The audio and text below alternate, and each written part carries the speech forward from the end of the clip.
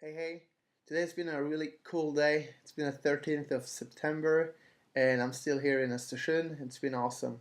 Went to the revival church this morning, and I was sharing about my heart and my thoughts about the nation Israel and just the current situation there, and Israel's prophetic destiny, and just talking about those things. And it was really cool to see how it's impacted people and how they appreciate it, and it's really cool. It was awesome. And then I also went to a wedding, so I had to just kind of like stop the preaching and be like, hey guys, I gotta go to a wedding now. And I just had to have some worship and have someone else come up there. So I went to Jona and Therese's wedding from yeah, they live in Östersund, and it was awesome going there. I had such a good time, and it was like a revival wedding, to be honest. In the church too, it was so good what the preacher was saying to them. The pastor was like really, speaking life into them, and he was also singing towards them. That was really cool to hear, and I had a really good time as well there, sitting there connecting with my friends there, and it was so fun to see the family Johansson again and those people, and I'm so happy for Therese and Jona. So it was really cool. Later on, we had a party there, and it was awesome. And one of the ushers said it was two Toastmasters. Toastmaster Eric, he said, "Hey, if anyone here wanna just give a prophetic word or something, you could just come up here." And that's in a wedding. And I thought to myself, what the heck, in a wedding? I've never given a prophetic word publicly in a wedding before, and I thought, well, wow, that's a risk I'm willing to take.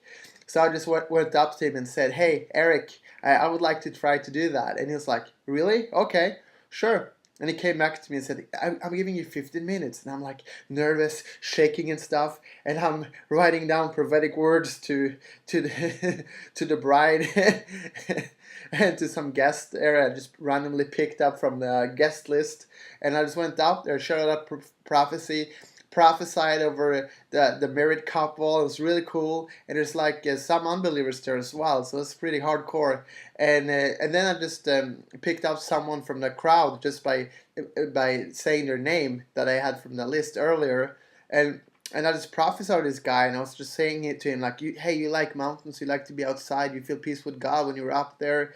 And a guy came to me later and said, hey, that's me. I'm in the mountains all the time. I'm hiking there, and he was like really encouraged by that. Also, I call up a few word of knowledge for healing, but no one did really respond. But it was really cool to do that in a wedding, and except for that, it was really good time there.